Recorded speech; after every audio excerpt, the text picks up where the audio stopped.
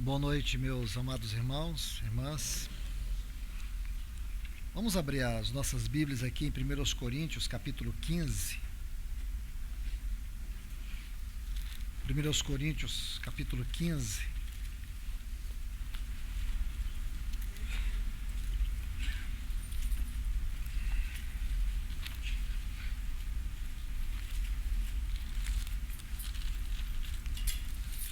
Vamos ler a partir do versículo 51.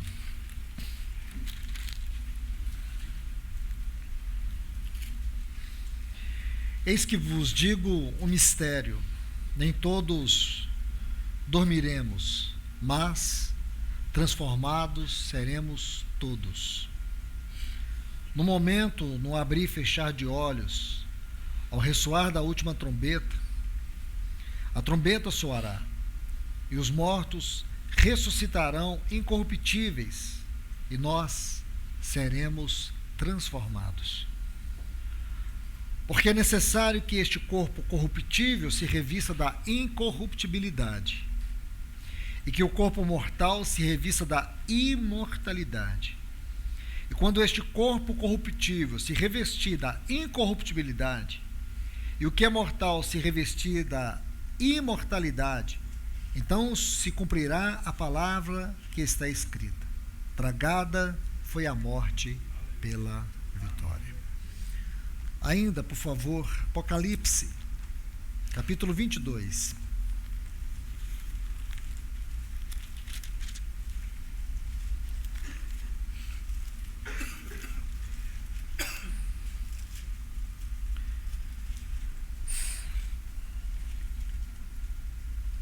O Espírito versículo 17. Apocalipse 22, versículo 17.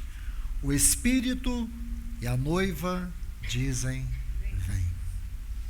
Oremos. Querido Deus, amado Pai, Senhor, nós estamos aqui debaixo do Teu nome e diante desses textos. Só o Teu Espírito para nos conduzir neles, naquilo que é a Tua mente para nós, aquilo que nós precisamos ouvir de Ti, receber de Ti, e que seja para Ti o nosso amém, a nossa resposta, a nossa entrega, o permitir, Senhor, que Tu fales a cada um de nós, que sejamos bons recebedores da Tua palavra. Senhor, venha a nós na Tua palavra, venha e se revele a nós na Tua palavra. Aqui estamos, Senhor, tão necessitados, tão carentes de Te ouvir mais uma vez. Senhor, nós precisamos ser ajudados nesse tempo. E somente pelo Teu Espírito Santo, através do instrumento da Tua palavra, é que nós possamos ser despertados, é que nós possamos ter o discernimento do tempo, da hora que nós estamos vivendo. Então vem nesta palavra e ajuda-nos. Nós Te pedimos em nome de Jesus. Amém. Pois bem, meus amados irmãos e irmãs, vamos dar continuidade a este assunto que tivemos estudando ontem, baseado especialmente nesse texto aqui de Apocalipse, capítulo 22, versículo 17. Tomamos apenas essa frase: o Espírito e a noiva dizem: vem. Nós estamos aqui nesse texto vendo a conclusão daquilo que é toda a história de Deus e do seu povo, em especial aquilo que nós encontramos no Novo Testamento, a história entre Cristo e a sua igreja. Nós sabemos, irmãos, que 2000 anos já se passaram desde que o nosso Senhor partiu e Ele enviou o seu Espírito Santo. Então nós temos no livro de Atos tudo aquilo que compõe a história inicial da igreja do Senhor Jesus. E quando lemos aqui os capítulos 2 e 3 do livro de Apocalipse, nós podemos pegar ali naquelas 7 cartas uma revelação histórica por que não dizer assim, profética e histórica daquilo que é a igreja, ou a história da igreja do nosso Senhor.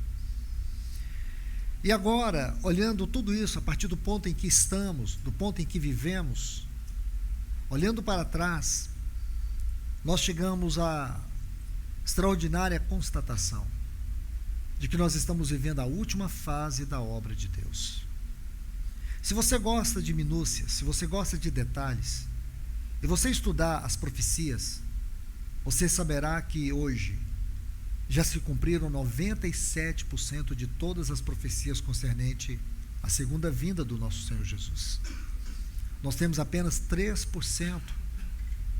E dependendo do ponto de vista que você examina, se você é pós-tribulacionista, pré-tribulacionista, isso muda um pouco. Então, o que nós sabemos, e aqui para não criar nenhuma forma de especulação, nós temos hoje 97% de todas as profecias que se cumpriram. O que cabe dizer que nosso Senhor está muito próximo de voltar para a sua igreja. Isso deve ser motivo de grande alegria para nós. Isso deve ser motivo de júbilo para nós. O que nós vemos em muitos lugares na palavra de Deus é que esse tempo seria caracterizado por uma grande apostasia, por uma grande indiferença e negligência. E realmente, com muita tristeza, nós podemos ver hoje o quanto dessa apostasia tem dilacerado o povo de Deus. Quanto desânimo, quanta falta de compromisso, quanta superficialidade. Mas, por outro lado, irmãos,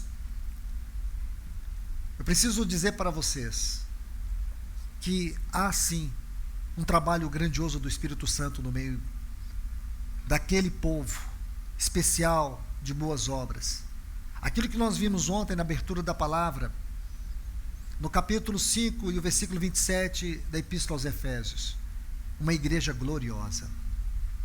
Quando você olha para esse texto aqui, de Apocalipse, e você vê o Espírito e a noiva em uma só voz, em uma só harmonia, em uma só direção, em um só clamor, significa que o Espírito Santo encontrou, ele trabalhou, ele conduziu esta noiva ao encontro do seu amado.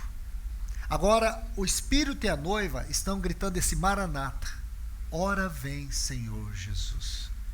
Ninguém pode dizer Maranata se não for pelo Espírito do Senhor. Ninguém pode dizer vem Senhor Jesus se não for na direção, na harmonia, na comunhão com o Espírito Santo. Então é este o assunto que nós estamos estudando. É esse tempo glorioso de refletir sobre esse tema tão especial, onde temos visto aqui que antes de ocorrer aquilo que lemos em 1 Coríntios, capítulo 15, a partir do versículo 51, se você quiser começar no 50 também não tem problema, onde nós vemos a transformação do nosso corpo. Nós seremos transformados desse corpo corruptível para um corpo incorruptível. Nesse corpo será destruído todo o poder, toda a presença do pecado. Teremos um corpo de glória. É isso que nós vamos experimentar. Nós teremos um encontro tão maravilhoso, tão grandioso com o nosso Senhor Jesus. Nós veremos assim como Ele é, nós o veremos. Nós poderemos tocar nas suas vestes. Nós podemos sentir o toque das suas mãos, da sua face. Nosso amado Senhor, um dia se encontrará conosco nos ares, como está dito aqui nesses textos, como também em 1 Tessalonicenses, o capítulo 4, a partir do versículo 13, ao soar da última trombeta. Nós vamos nos encontrar com o nosso amado Senhor Jesus. E o que está ocorrendo agora com esta igreja? A mensagem que o Senhor tem colocado no meu coração tem sido uma mensagem para esta igreja, para a igreja que está indo de encontro, essa igreja que já está sendo arrebatada. Nós vimos isso, o argumento é muito claro. Nosso irmão Thomas nos lembrou há pouco, na abertura dessa reunião, aquilo que está lá em Gênesis capítulo 24. Nós vemos quando o Espírito Santo, prefigurado por Eliezer, ele vai até a casa de Labão. E agora ele encontra, lá naquele poço, aquela moça, Rebeca. E agora ela a leva para a casa da sua família. E ali, quando se preparava para fazer um banquete, quando houve o convite, nada disso Eliezer aceitou. Primeiro ele queria o sim. Ele queria o sim dessa moça. Ele queria saber se ela estava disposta a se encontrar com o seu senhor Isaque. Tudo que Rebeca tinha e sabia sobre Isaque fora justamente aquilo que Eliezer lhe transmitiu. O Espírito Santo hoje, ele está fazendo uma gloriosa transmissão de tudo aquilo que é Cristo para nós. Ele está substantificando no nosso coração a beleza ou as belezas e as glórias do nosso Senhor Jesus Cristo.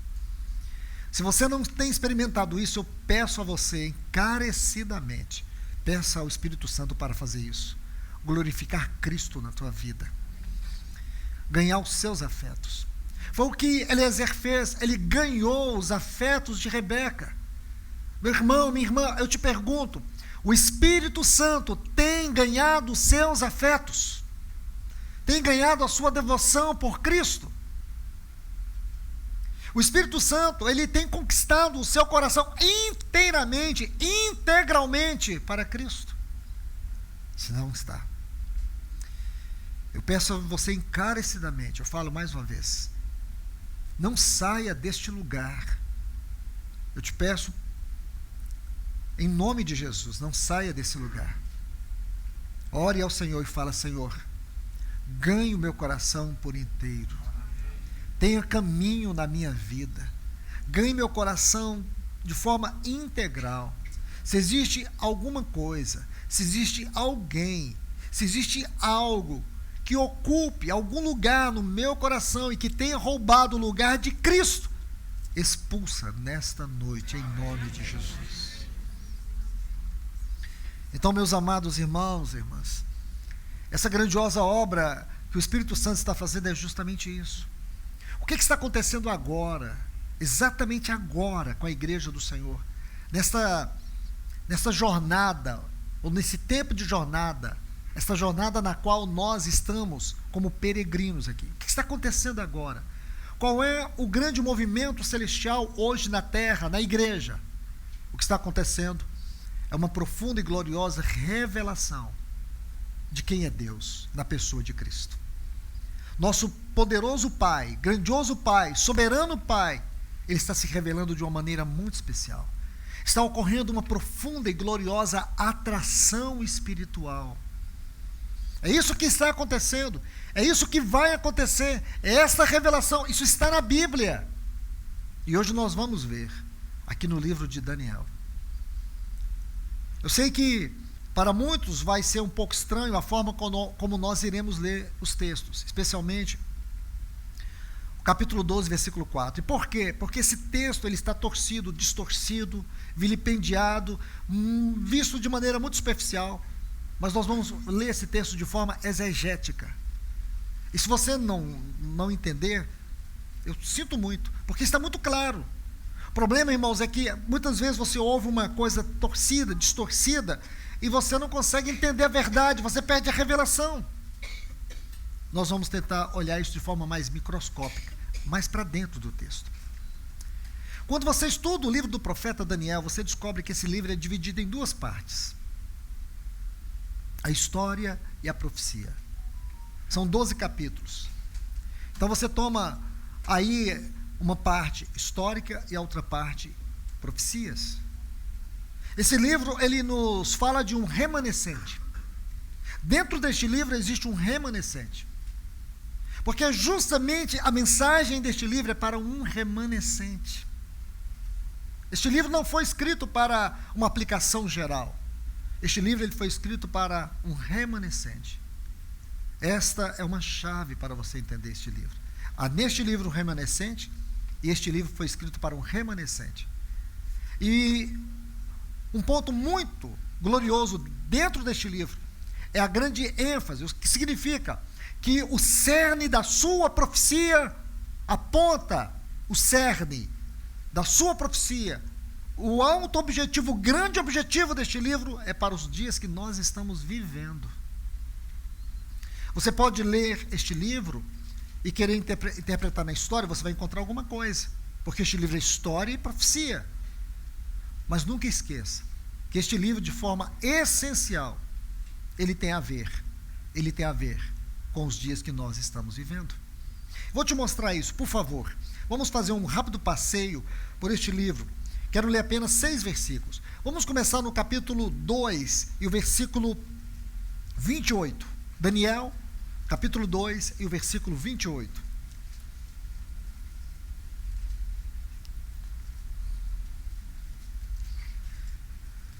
Lembre-se, antes de sermos arrebatados, o Espírito Santo está conquistando os nossos afetos. Não vamos deixar esse assunto de lado. Ele é o cerne aqui do que nós estamos tratando. Daniel capítulo 2, versículo 28 diz: Mas há um Deus no céu, o qual revela os mistérios, pois fez saber o rei Nabucodonosor o que há de acontecer nos últimos dias. Não perca de vista essa frase. Últimos dias. Capítulo 8, versículo 17. A última parte aí do versículo, para facilitar a leitura. Daniel, capítulo 8, versículo 17 diz: Entende, filho do homem, pois esta visão se refere ao tempo do fim. Olha o versículo 19, neste mesmo capítulo.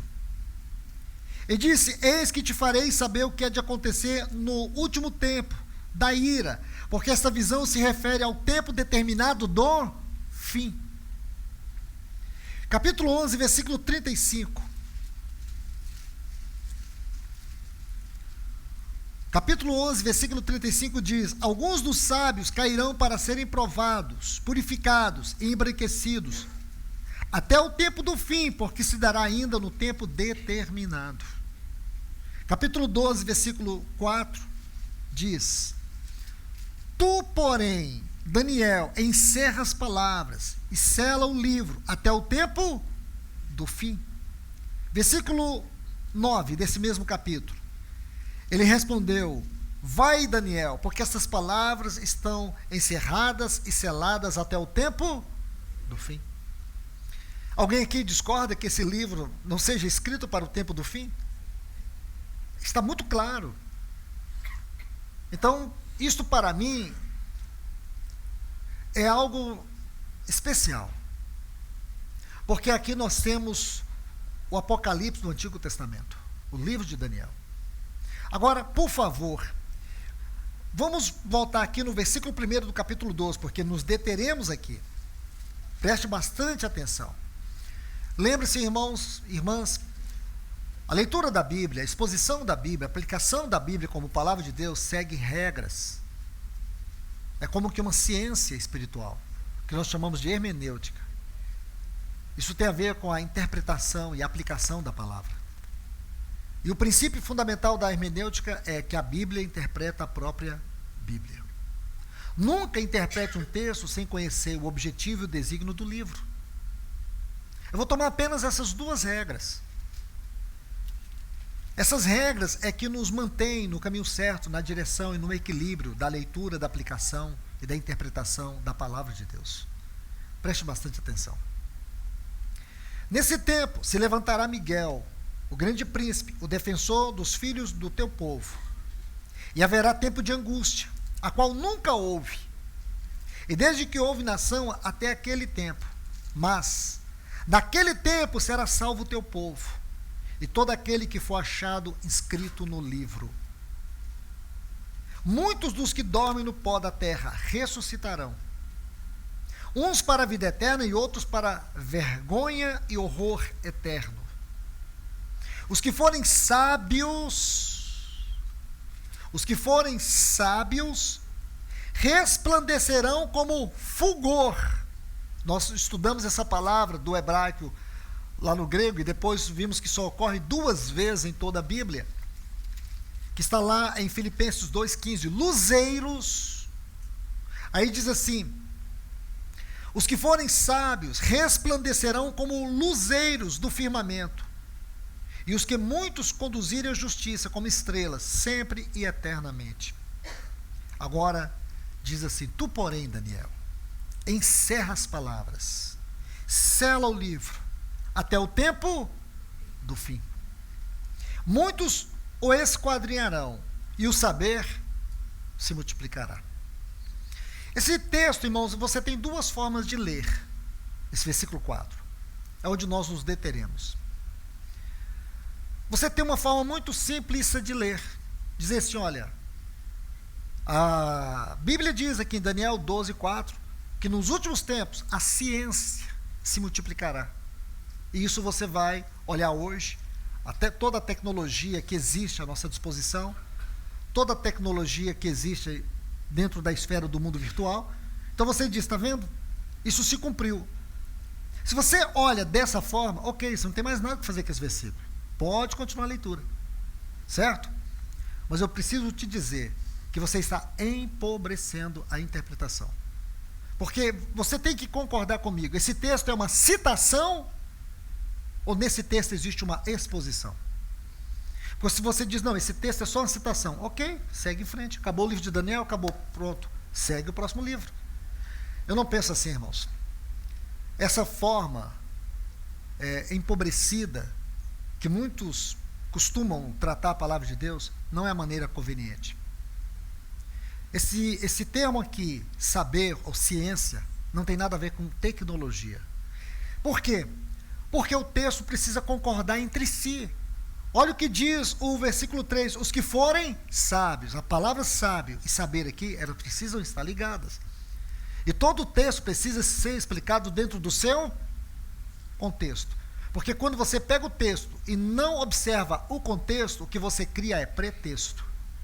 Aí você vai cair, não é na teologia, é na axiologia. Então, muito cuidado, meus irmãos. Vamos observar detalhes aqui. Observe aqui a expressão no versículo 4, encerra. Onde está a frase? Encerra as palavras. Esse é um termo que ocorre 14 vezes em todo o Velho Testamento. Mas eu não vou ler os 14 textos. Eu vou ler apenas um, porque eu vou interpretar esse texto dentro da luz daquilo que é o livro de Daniel. Então nós vamos usar o livro de Daniel para interpretá-lo. E por quê? Porque a Bíblia explica a própria Bíblia. O livro de Daniel interpreta o livro de Daniel. É importante buscar textos paralelos? Sim, é regra da hermenêutica. Buscar textos paralelos. Mas nós não vamos precisar disso. Observe bem. Olha aí, Daniel capítulo 8, versículo 26. Nós vamos encontrar esse texto, ou nesse texto, uma interpretação linda desta palavra. Daniel capítulo 8, versículo 26. Diz assim: a visão da tarde e da manhã que foi dita é verdadeira, tu, porém, preserva a visão. É essa frase, preserva a visão. Mudou alguma coisa para você? Para mim mudou tudo. Ele está dizendo, preserva a visão. Essa visão precisa, não é simplesmente ser encaixotada, mas preservada. Preserva a visão, porque se refere a tempos muito distantes. Está vendo aí? Se refere ainda a dias distantes. Está vendo? Então o sentido aqui é que o que Deus revelou a Daniel deve ser preservado. Porque se você ler os versículos 1 a 3 do capítulo 12, são versículos que estão inseridos dentro do contexto que estamos e viveremos. Estamos vivendo e viveremos de algo que vai acontecer nesse tempo. E ele está falando justamente disso, que haverá um saber que está ligado à visão, aquilo que é profético, aquilo que tem sido preservado.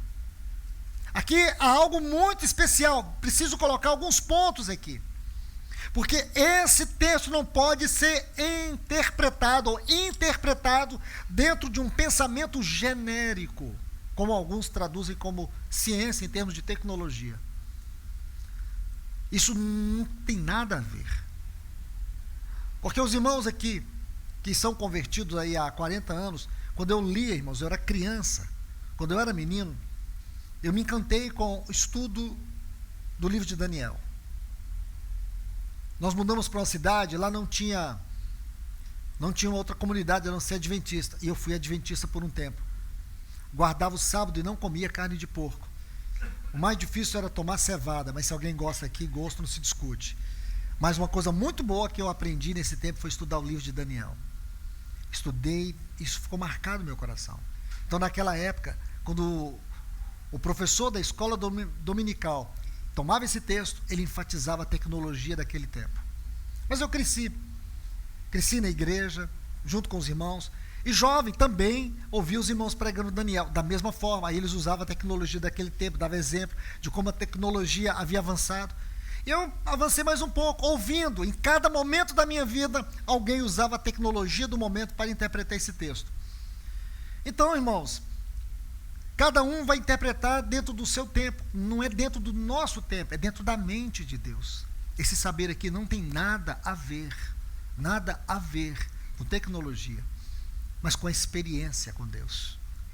Experiência, algo muito especial nesta palavra aqui.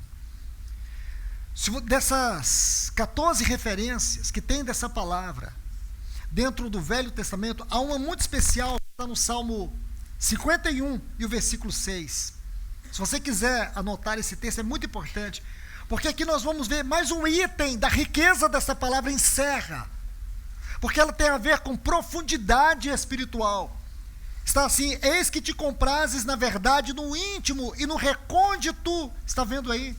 No recôndito, é esta palavra, que é o profundo. Encerrar aqui também tem a ver com a profundidade da revelação, a profundidade da visão. E se existe algo que precisa ser resgatado nos nossos dias, é visão celestial. Porque não temos compreendido o que é visão celestial, cada um passa a andar no seu próprio caminho. Porque não temos compreendido a visão celestial, cada um passa a ter sua própria visão, sua própria maneira de ser. A vida cristã não é assim. A vida cristã, toda ela é governada por uma visão celestial. Não é que você tem uma visão, eu tenho uma outra visão. Isso não é verdade. Todos nós temos uma visão celestial. E de maneira muito especial, eu preciso dizer que um dos detalhes, um dos degraus, um dos compartimentos daquilo que nós chamamos visão celestial tem a ver com o próprio ser de Deus. O próprio ser de Deus dispensado em seu Filho pelo poder do Espírito Santo para nós. E é o que exatamente o Espírito Santo está fazendo. Está havendo um derramar de Deus. Porque nós falamos hoje e ouvimos muitos falarem sobre avivamento. O que é avivamento, irmãos? Essa é uma pergunta que possivelmente alguém já te fez ou você mesmo já fez. O que é avivamento? Eu quero te dizer que, para mim, a maneira mais simples de olhar o assunto avivamento é saber que avivamento é a condição normal da vida da igreja. E se nós não sabemos o que é avivamento, porque a nossa condição está anormal. Nós nos contentamos em ficar comendo migalhas, enquanto Deus quer que nós assentemos na sua mesa e comemos nela. É isso que Deus quer. A vida cristã hoje precisa ser uma vida cristã em profundidade. A vida cristã hoje precisa ser uma vida cristã celestial. Uma vida de experiência profunda. Não é uma vida superficial. Não é uma vida de quinquilharia. É uma vida marcada pela presença de Deus em nós e entre nós. O grande problema é que nós nos acostumamos, e esse tipo e modelo de viver a vida cristã virou como que uma calosidade no nosso coração. A gente não questiona mais a nossa condição à luz da palavra de Deus. Então, ao invés de nós gastarmos tempo orando pelo avivamento, nós precisamos ser a resposta urgente de um avivamento. O que significa que não é orar para um avivamento, é tomar uma posição. Nós precisamos tomar uma posição de avivamento. nós temos que nos abrir para aquilo que Deus anela fazer em cada um de nós. A questão é os corações que estão enrijecidos, endurecidos, petrificados. A questão é que nós não nos incomodamos de resistir ao Espírito Santo, de entristecer o Espírito Santo e de apagar o Espírito Santo. Nós precisamos nos arrepender disso. Nós precisamos viver a comunidade celestial nessa terra, com todas as limitações, com todas as dificuldades, com todas as vulnerabilidades da nossa vida, com todas as fraquezas que temos. Nós precisamos assumir o nosso desespero por Deus nesta hora, porque somente um revestimento do Espírito Santo pode mudar tudo na nossa vida. Você se lembra quando os discípulos, lá em João capítulo 20, versículo 19, eles estavam trancados em um cenáculo, com medo dos judeus. Jesus entrou naquele lugar. Ele disse assim: paz seja convosco. E o que ele fez? Soprou sobre eles o Espírito Santo. Eles estavam ali com medo. Eles estavam com medo. Irmãos, eu penso que, parece-me às vezes, o sentimento que tenho é que nós temos medo que dê certo. Nós temos medo que realmente em nossas reuniões ocorra algo tão extraordinário que talvez nós não tenhamos que voltar naquela noite para casa. Parece que a gente tem um grande medo de um dia sentar para partir o pão e nós vamos voltar para o almoço. Sermos tomados pela gloriosa presença do nosso Senhor. Parece que nós temos medo que o Senhor interfira nesse falso senso de segurança e prazer que nós temos ou que nós buscamos. Que Ele interfira na nossa história, que Ele revele os nossos maus caminhos, a nossa condição errada, a nossa situação desagradável diante dEle. Parece que esse é o medo que nós temos. Você precisa tomar uma posição a partir desta noite, porque o Senhor já está fazendo algo nessa terra. Nós precisamos entender que o arrebatamento já começou. Ele começou com os nossos afetos. Antes do nosso corpo ser transformado, os nossos afetos serão totalmente conquistados por Ele. Assim como foi os afetos de Rebeca. Veja o quanto isso aqui é muito interessante. Ele diz: encerra as palavras. Esse saber aqui não tem nada a ver com ciência, não tem nada a ver com tecnologia. Isso tem a ver com revelação. Isso tem a ver com a interpretação da palavra. Isso tem a ver com absorver a vida da palavra, o poder da palavra, daquilo que é a profecia, daquilo que é a visão. Escute isso, observe. O sentido aqui que será preservado em nós, o mesmo sentimento e visão que Daniel tinha. O que vai ser preservado em nós é o mesmo sentimento, a mesma visão que Daniel tinha. Porque tudo que o Senhor disse para ele, preserva. Não é mais para ele. Daniel não está mais aqui. É nós que estamos aqui. E aí eu quero inserir alguns textos. Textos preciosos. Veja bem. Vamos começar aqui. Romanos, capítulo 8. Romanos, capítulo 8.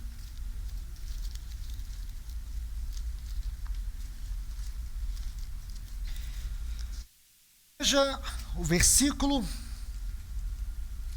18 e 19. Diz assim: tenho para mim que os sofrimentos da vida presente não têm valor em comparação com a glória que será revelada em nós. Olha o versículo 19. A ardente expectativa da criação aguarda a manifestação dos ruiós, dos filhos maduros. Será que esses filhos maduros, eles serão revelados, manifestados na era vindoura? Claro que não, irmãos. Esses filhos maduros é uma outra forma de chamar de igreja gloriosa. É uma outra forma de fazer referência àquilo que está em Apocalipse capítulo 19, a igreja que já se ataviou. Estes são os filhos maduros. É isso que você está vendo aqui nesses textos. Mas vamos olhar mais. Por favor, amados irmãos, vamos aqui para o livro de 1 Coríntios, capítulo 2.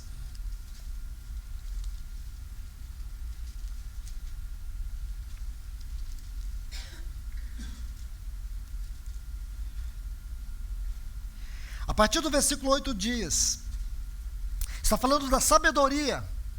Sabe esse saber, lá do capítulo 12, versículo 4? Aqui nós temos uma pequena exposição doutrinária, mas não vou entrar em detalhes. Diz assim, o qual nenhum dos poderosos, sabedoria desta, o qual nenhum dos poderosos deste mundo conheceu. Pois se a tivesse conhecido, não teria crucificado o Senhor da glória. Mas como está escrito, observe. As coisas que o olho não viu, e os ouvidos não ouviu, e não entraram no coração do homem, é tudo quanto preparou Deus para aqueles que o amam. Pois Deus nos revelará, está certo aí, irmãos? Não está não? Então eu vou ler direito. Pois Deus nos revelou. Escute, irmãos, ou tem uma incoerência aqui, irmãos, ou a gente passou a vida toda lendo esse texto errado. Porque quando você chega nesse texto aqui, para onde que a sua mente salta? Seja honesto. Não salta lá para a glória? Quando você lê esse texto, as coisas que o olho não viu, o ouvido não ouviu, e não entrou no coração do homem, é o que Deus tem preparado para aqueles que o amam. Quando você lê esse texto, a sua expectativa fica onde? Aqui no tempo ou na eternidade? Vocês estão com medo de falar, mas é a eternidade. É ou não é? É claro que é, irmãos. É a mesma questão que existe no capítulo 12, versículo 4. Porque a gente vai ouvindo uma coisa errada, e a gente nunca para pensar. Olha o que diz aqui. Pois Deus nolas revelou. Está falando dessa sabedoria, versículo 6 até o versículo 8. Uma sabedoria personificada. Está falando do nosso Senhor. Essa sabedoria. Aonde em sua face o Pai foi revelado. Aquilo que nós estudamos ontem. Lá de João capítulo 1, versículo 18. Ninguém jamais viu a Deus, mas o Deus unigênito foi quem nos exegetou, revelou, fez uma exegese, uma transmissão, uma exposição. Porque na sua face Deus foi explicado. Na sua face Deus foi revelado. Em João 14, Filipe disse, mostra-nos o Pai, isso é tudo. Ele disse, olhe para mim. Sabe o que eu penso, irmãos? Que Jesus deve ter feito uma pausa aqui. Ele disse, Filipe, olhe para mim. Ele deve ter olhado. Quem vê a mim, vê o Pai. Quem vê a mim, vê o Pai. Deus estava naquela face. Tudo que Jesus falou, tudo que Jesus ministrou tinha a ver com o Pai. Quando ele disse assim, eu sou o pão da vida, ele sabia o que era comer deste pão. Porque o Pai era o seu pão. Eu sou o bom pastor, porque ele sabia o que era ser esse pastor, porque o Pai era aquele que sempre o conduzia. Tudo que Jesus falou dele era aquilo que ele tinha no Pai. Ele não falou nada que fosse separado do Pai, disse, eu e o Pai somos um. Tudo que Jesus disse que ele era para nós, era aquilo que o Pai era para ele. Então o que Jesus estava falando era só uma transmissão de vida eterna, que vinha do Pai, porque tudo procede do Pai. E tudo que procede do Pai, ele entregou para nós. Deus amou o mundo de tal maneira que deu o seu Filho para nós. Consegue entender isso, irmãos? É o que Paulo explica em Colossenses capítulo 1. O Deus invisível, ele foi revelado na face do seu Filho. Ele foi derramado no seu Filho. Ele foi dispensado em seu Filho. Paulo vai dizer, em 2 Coríntios capítulo 5, versículo 18 e 19, ele vai fazer uma exposição linda que Deus estava consigo, nos reconciliando com Ele. Deus estava em Cristo, nos reconciliando com Ele.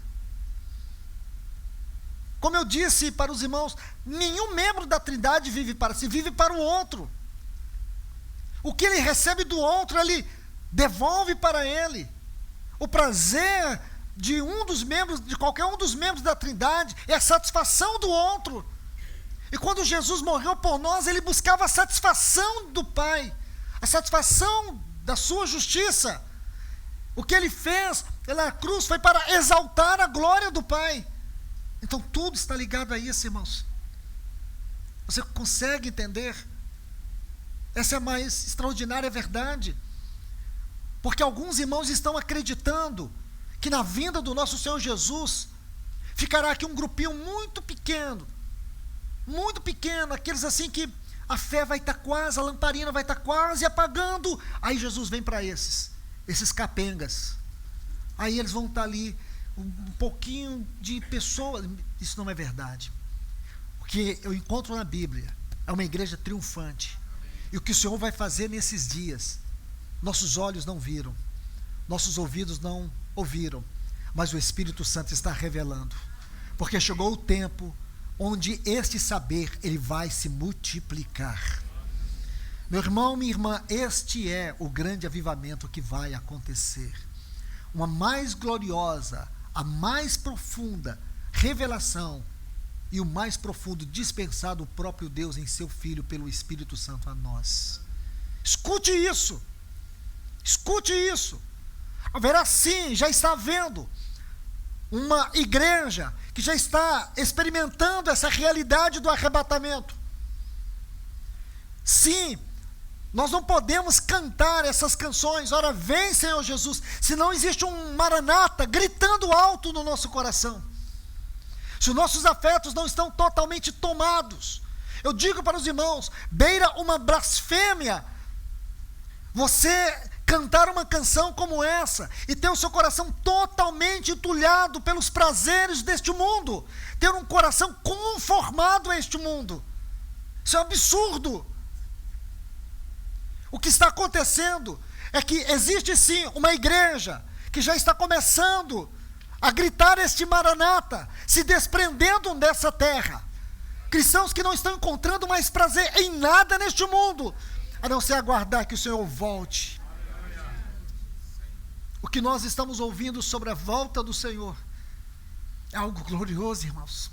Agora as coisas começam a fazer sentido. Agora sim, começa a fazer sentido, pois Deus nolas revelou a nós pelo seu Espírito, porque o Espírito a tudo esquadrinha, até o quê? As profundezas, até aquilo que está selado, até aquilo que nós não podíamos entrar. Agora o Espírito Santo está abrindo esse selo, ele está trazendo tudo para nós. Agora estamos começando a entender que o Espírito Santo, irmãos, ele não vai voltar com as suas mãos vazias, ele vai voltar levando ela, a Rebeca, do nosso querido Isaac. Ele e ela, juntos em harmonia, vão dizer: ora vem, Senhor Jesus. O Espírito e a noiva dizem: vem. Ele está esperando esse grito. Esse é o grito da conquista dos nossos afetos. O Espírito Santo está conquistando ela, os seus afetos para Ele. Ele está conquistando os nossos afetos para Cristo. Deixe-me colocar só mais um texto. Hebreus capítulo 11.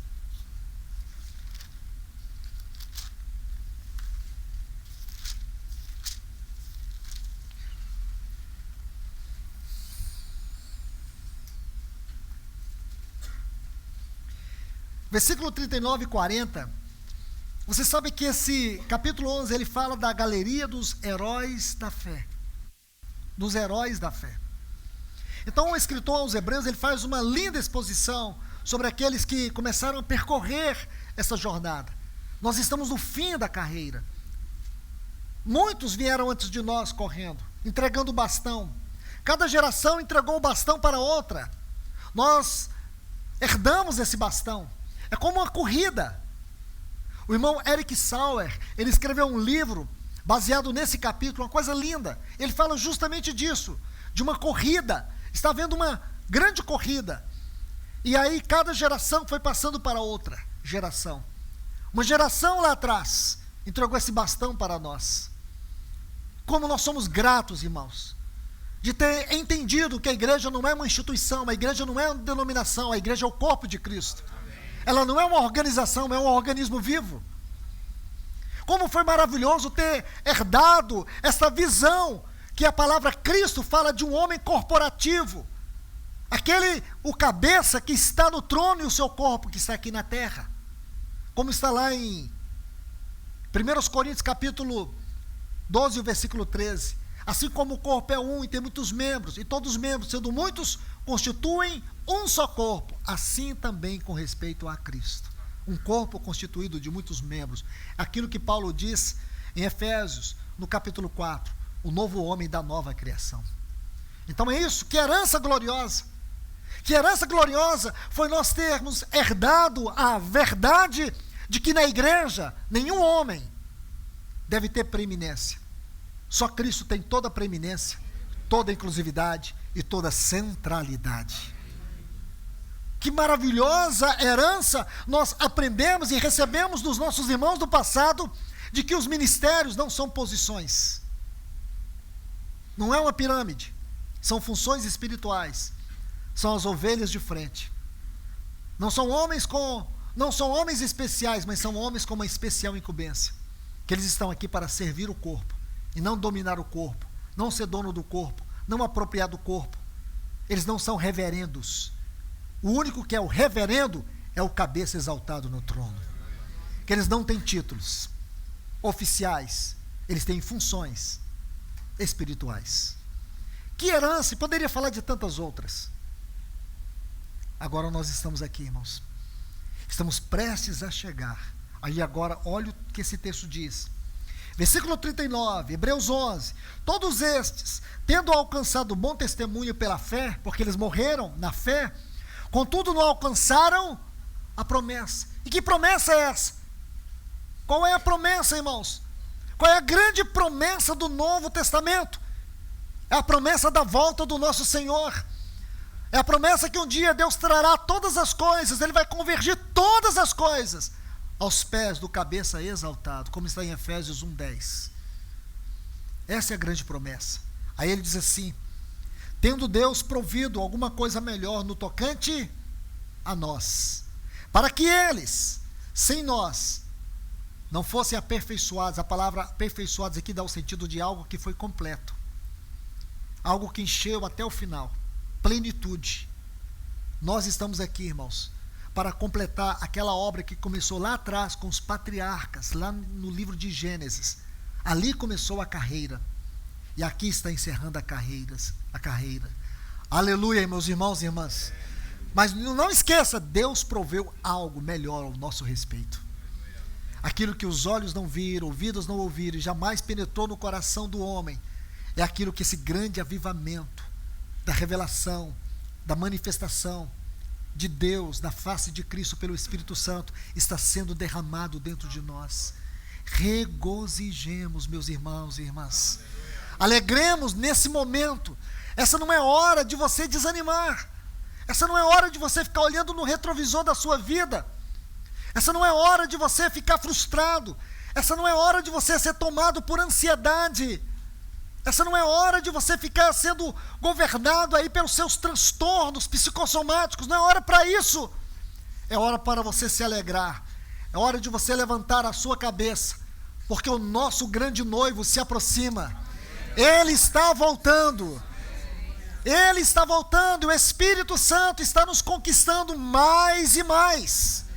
Se Ele não está te conquistando, então se curve a Ele. Se renda a Ele. Se entregue a Ele.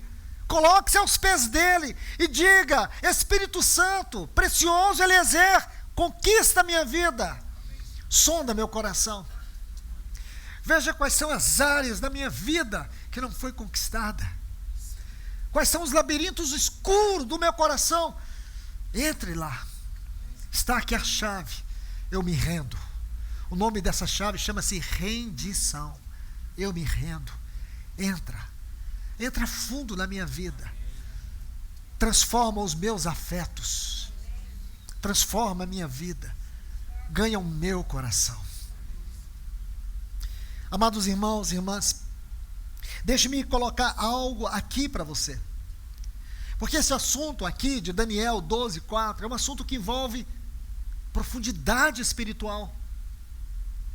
Sabe por quê? A gente muitas vezes prefere ler o texto na superficialidade, porque nós temos medo de profundidade espiritual. Porque profundidade espiritual é um lugar de transformação em nossa vida cristã. Profundidade espiritual é o lugar onde nós somos verdadeiramente conquistados e transformados. O nome disso chama-se intimidade com Deus. Como é possível imaginar que um cristão tem medo de intimidade com Deus? Mas tem sim. Se não é consciente, muitas vezes inconsciente. Porque à medida que você entra em intimidade com Deus, a sua vida muda, seus projetos mudam, seus sonhos mudam, sua visão de mundo muda, de tudo muda. Suas prioridades mudam. Seu tempo, tudo isso sofre uma drástica interferência dos céus. Intimidade. Nós não podemos ter medo de intimidade. Nós precisamos ter medo da mediocridade, da superficialidade. Meu irmão, minha irmã, tome uma posição, se recuse ser medíocre, ser superficial. Não é fazendo curso que você vai ser profundo. Eu preciso fazer um curso teológico para ser um homem profundo na palavra. Lamentabilismo, engano. Profundidade tem a ver com intimidade com Deus. Este assunto aqui é um assunto de intimidade com Deus. Profundidade é um assunto de devoção espiritual. Eu digo mais para vocês. Você quer conhecer a mente de Deus para esses dias finais? Você quer saber a que horas nós estamos da noite? Você quer entender qual é o espírito que está operando nesta era na qual nós estamos inseridos? Você quer entender realmente como devemos viver o testemunho do Senhor nesta hora? Então eu te digo, você precisa de intimidade com Deus. Intimidade com Deus. Deixe-me ler apenas 3 versículos sobre intimidade com Deus, porque este é o assunto que está inserido aqui em Daniel capítulo 12, versículo 4. O primeiro texto está no Salmo 25 e o versículo 14. Observe bem esse texto. Salmo 25, versículo 14 diz: a intimidade do Senhor é para os que o temem. Veja bem, a intimidade do Senhor é para aqueles que o temem. É outra maneira de dizer assim: o temor do Senhor é o princípio da intimidade, de sabedoria. A sabedoria aqui não tem nada a ver com conhecimento intelectual, mas com experiência espiritual. Sabedoria tem a ver com experiência com Deus. E experiência com Deus é o caminho da intimidade. E aqui diz: a intimidade do Senhor é para os que o temem. Deixa eu colocar um outro texto. Provérbios capítulo 15 e o versículo 22.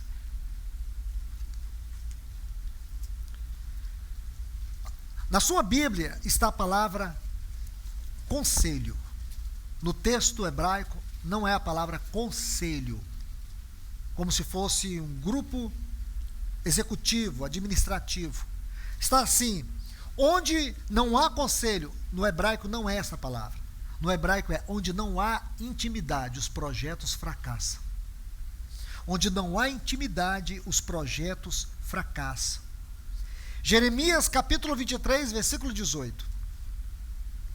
Esse vocábulo aqui, em Provérbios 15, 22, é o mesmo que está no Salmo 25, versículo 14. Intimidade.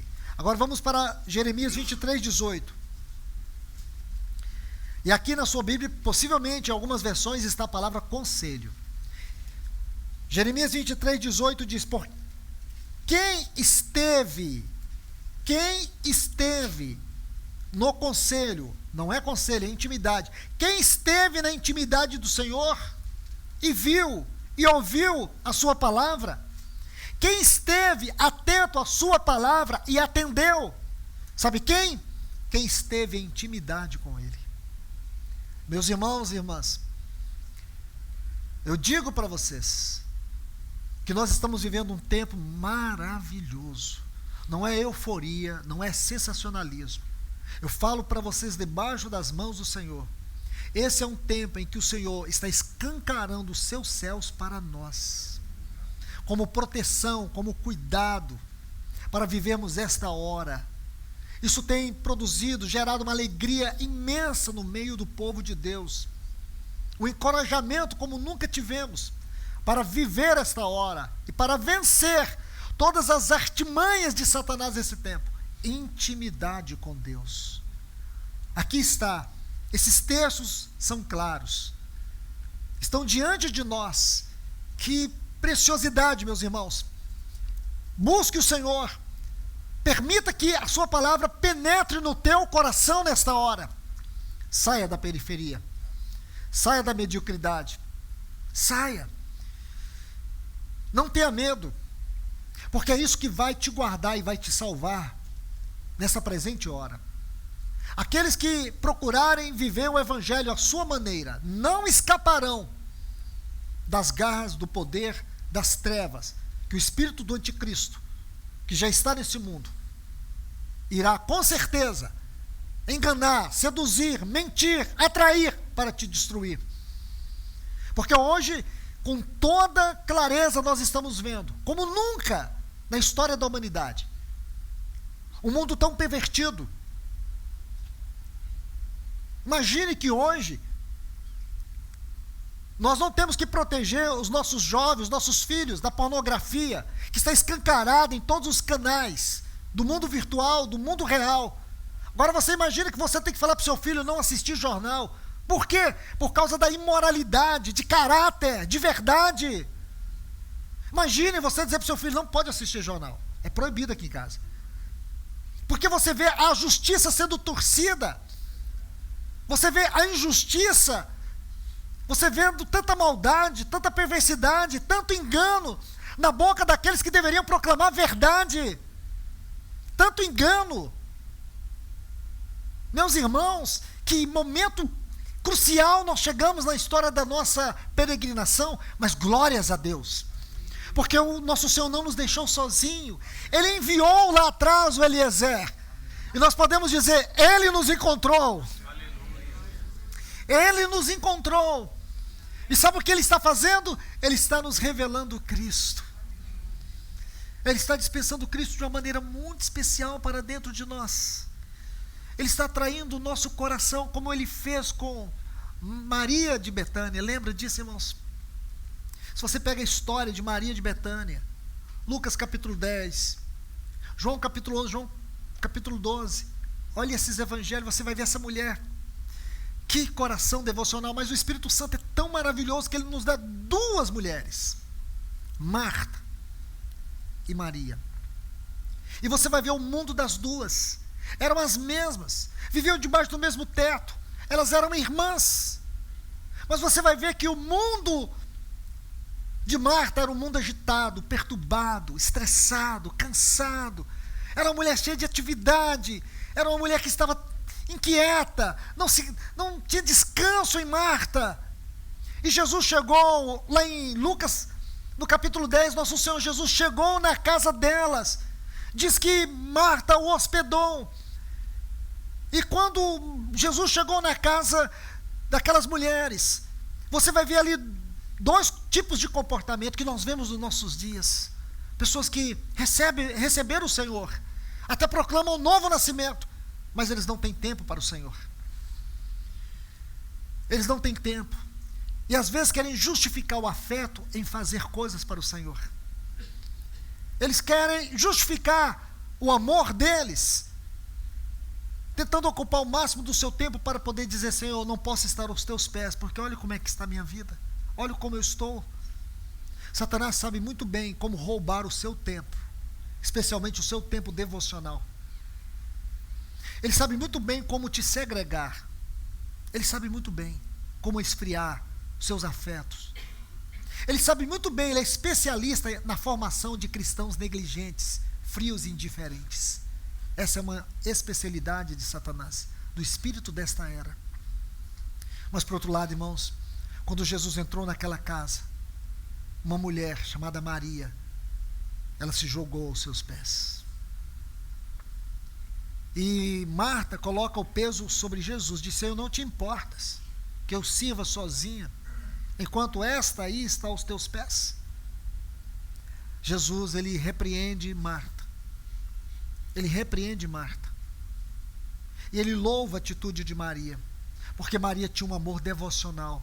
E você vai ver isso tanto no capítulo 11 de João, como também no capítulo 12, quando ela pega aquele perfume caríssimo.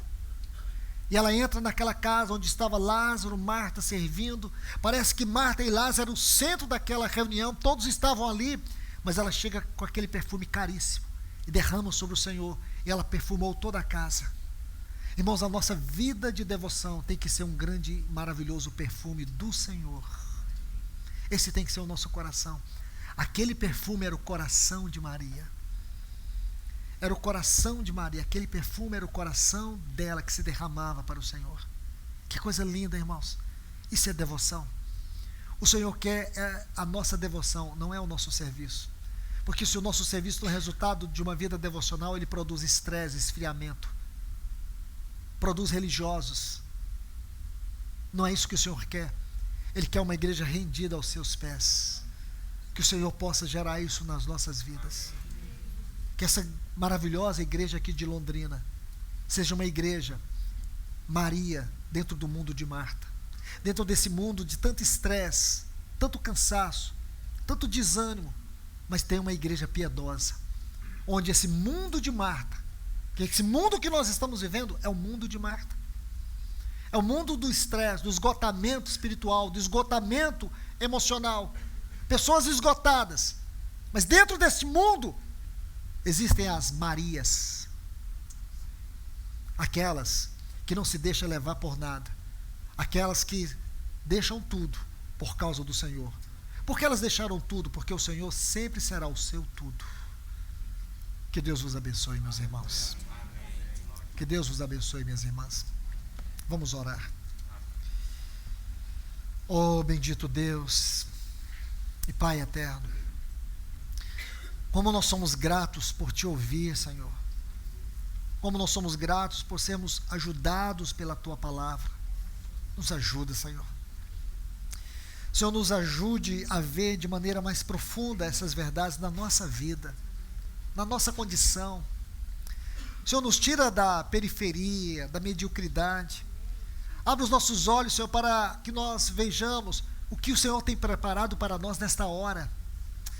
Senhor, se os nossos olhos não viram, se os nossos ouvidos não ouviram, porque nós estamos em desconexão com o Teu Espírito, porque o Teu Espírito está aqui para nos levar a uma profundidade espiritual, para nos encher de Cristo de uma maneira muito especial, como nunca o temos experimentado. Abra os nossos olhos nessa hora, abra os nossos ouvidos nessa hora. Vem nos envolver pelo poder da Tua palavra, na operação do Teu Espírito Santo. Ajuda a Tua igreja aqui, Senhor. Ajuda, traga este avivamento para o coração deste homem, desta mulher. Nós queremos viver a vida normal da Tua igreja, Senhor. Nós não queremos viver uma anormalidade espiritual. Queremos viver a vida cristã de maneira pura, simples e verdadeira. Vem, Senhor, aviva a minha vida. Aviva a vida dos meus irmãos aqui, Senhor. E que esse avivamento seja uma glória maior da pessoa de Cristo em nossa vida. Oh, faz isso, Senhor. Em nome de Jesus. Faça essa grande obra nessa igreja. É o que eu te peço em nome de Jesus. Amém.